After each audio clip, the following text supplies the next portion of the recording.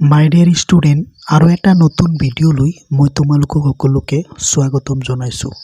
ছাত্ৰ ছাত্ৰীসকল, আজিৰ ভিডিঅ'টোৰ পৰা আমি শিকিবলৈ গৈ আছো টেক কুৱেশ্যনৰ বিষয়ে। টেক কুৱেশ্যন সকলোবোৰ ছাত্ৰ ছাত্ৰীৰ কাৰণে ইম্পৰ্টেণ্ট হয়। ক্লাছ 9, 10, 8 সকলোবোৰ ষ্টুডেণ্টৰ কাৰণে ইম্পৰ্টেণ্ট হয়। আৰু হাই ছেকেণ্ডেৰীটো আহে টেক কুৱেশ্যনটো, তো সকলো ছাত্ৰ ছাত্ৰীয়ে জনাটো দৰকাৰ। তো আগতে মই প্ৰাইভেট গ্ৰামাৰৰ টপিকৰ ওপৰতে ভিডিঅ' বনাইছোঁ। যদি তোমালোকে চোৱা নাই আৰু চাব বিচাৰা তো মোৰ ভিডিঅ' ছেকশ্যনত গৈ ইউটিউব চেনেলৰ প্লেলিষ্টত গৈ বা ভিডিঅ' ছেকশ্যনত গৈ তোমালোকে সুন্দৰভাৱে চাব পাৰা। তো আজি আমি শিকিবলৈ গৈছোঁ টেক কুৱেশ্যনৰ বিষয়ে। তো চোৱা, মই লিখি লৈছোঁ টেক কুৱেশ্যন, ঠিক আছে। তো চোৱা, tag question in present tense. আজি আমি টেক কুৱেশ্যনৰ বিষয়ে শিকিম প্ৰেজেণ্ট টেন্সত। প্ৰেজেণ্ট টেন্সত টেক কুৱেশ্যন কেনেকৈ কৰিব লাগে, ঠিক আছে, সেইটো আমি এই ভিডিঅ'টোৰ মাধ্যমেৰে শিকিম। পিছৰবোৰ ভিডিঅ'ত আমি বেলেগ টেন্সতো টেক কুৱেশ্যন কেনেকৈ কৰে সেইবোৰ শিকিম। তো আজি শিকিবলৈ গৈ আছোঁ প্ৰেজেণ্ট টেন্সৰ ওপৰত। প্ৰেজেণ্ট টেন্সত কেনেকৈ টেক কুৱেশ্যন কৰা হয়। তো চোৱা, মই এক্সাম্পল হিচাপে কেইটামান কুৱেশ্যন লৈ লৈছোঁ। তো তোমালোকে যদি মন দি চোৱা সুন্দৰভাৱে বুজিব পাৰিবা। তো চোৱা, 1 নম্বৰ কুৱেশ্যন, এভৰিবডি লাভছ মি। এভৰিবডি লাভছ মি। তো প্ৰথমতে আমি বাক্যটোত চাব লাগিব ইয়াত অক্সিলাৰী ভাৰ্ব আছে কি নাই।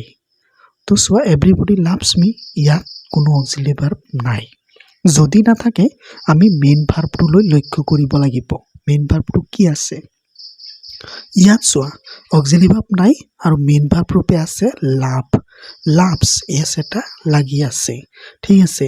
এছ যদি লাগি থাকে তেতিয়াহ'লে আমি যেতিয়া প্ৰেজেণ্ট টেন্সৰ টেক কুৱেশ্যন কৰিম তেতিয়াহ'লে এছ বা ই এছ দৰকাৰ। কি কয়, ডু বা ডাছ, এছ বা ই এছ থাকিলে ভাৰ্বৰ লগত তো আমি কি কৰিব লাগিব, ডাছ ইউজ কৰিব লাগে। ডাছ বা ডু দুটাৰ পৰা এটা হ'ব পাৰে, ঠিক আছে। তো চোৱা, তো টেক কুৱেশ্যন কৰিলে কি হয়, তুমি গোটেইটো চেণ্টেঞ্চ লিখিব ল'ব লাগে, তাৰপিছত কমা ব্যৱহাৰ কৰিব লাগিব। এভৰিবডি লাভছ মি, এইটোতো গোটেই কুৱেশ্যনখিনিয়ে ইয়াত কমা ইউজ কৰিবা।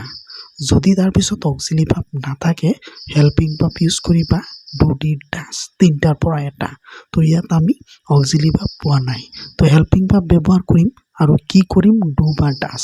যিহেতু ভাৰ্বৰ লগত এছ বা ই এছ আছে বা এছ বা ই এছ নাথাকক, ভাৰ্বটো প্ৰেজেণ্ট টেন্সত থাকিলেই হ'ল।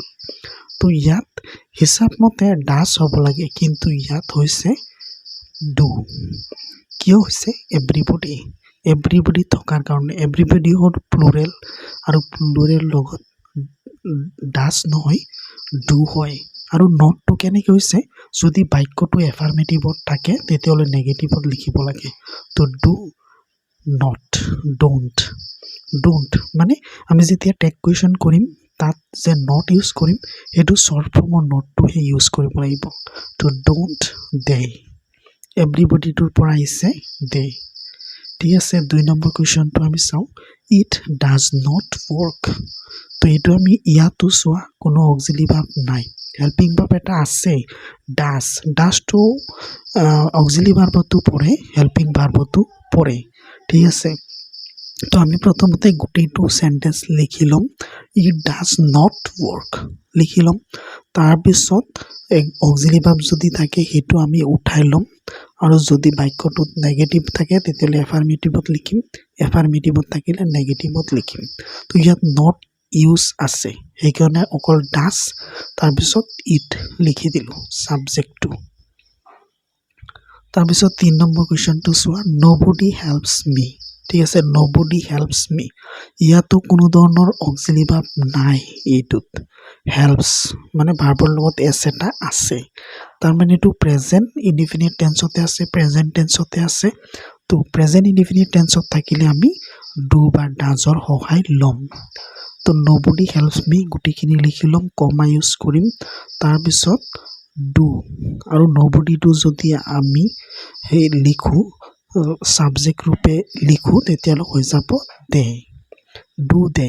ইয়াত নট ইউজ হোৱা নাই কাৰণ নবডি নো আছে ইয়াত, সেইকাৰণে এফাৰ্মেটিভত হৈ গৈছে এইটো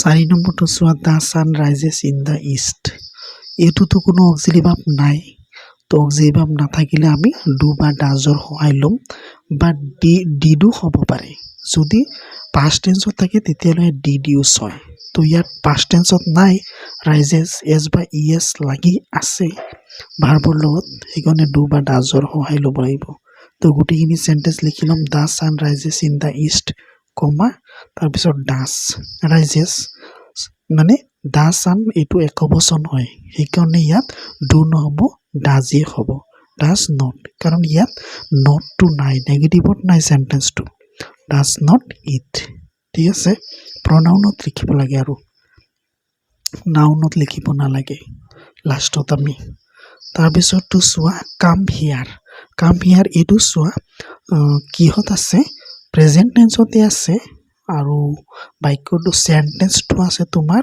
ইম্পাৰেটিভ সেন্টেন্সত যদি ইম্পাৰেটিভ সেন্টেন্সত থাকে তেলে আমি গোটেইখিনি সেন্টেন্স লিখিম আৰু উইল ইউ লিখি দিম ওৱন্ট ইউ লিখিব পাৰে উইল ইউ লিখিব পাৰে তাৰপিছত কুৱেশ্যন মাৰ্ক ইউজ কৰি দিম তে কুৱেশ্যন কৰোঁতে আমি মনত ৰাখিব লাগিব যে গোটেইবিধ সেন্টেন্সতে আমি শেষত যেতিয়া এনসাৰটো কৰিম কুৱেশ্যন মাৰ্ক দিব লাগিব 6 নম্বৰটো চোৱা he is writing a letter ইয়াত অক্সিলাৰি ভাৰ্ব আছে ইজ আছে তো গোটেইখিনি সেন্টেন্সটো আমি লিখি ল'ম কমা ইউজ কৰিম আৰু ইজ অক্সিলাৰি ভাৰ্বটো উঠাই ল'ম ইজ তাৰপিছত ইয়াত নটটো নাই সেইকাৰণে আমি নটটো ইউজ কৰিম শ্বৰ্ট ফৰ্মৰ নট এন অবস্তুই টি যিটো শ্বৰ্ট ফৰ্মৰ নট সেইটো ইউজ কৰিম তাৰপিছত সেইটো হি প্ৰনাউন অলৰেডি আছেই সিয়ে হ'ব কুৱেশ্যন মাৰ্ক দি দিম তো এনেকৈ তোমালোকে টেক কুৱেশ্যন কৰিব লাগিব প্ৰেজেন্ট ইনডিফিনিট টেন্সত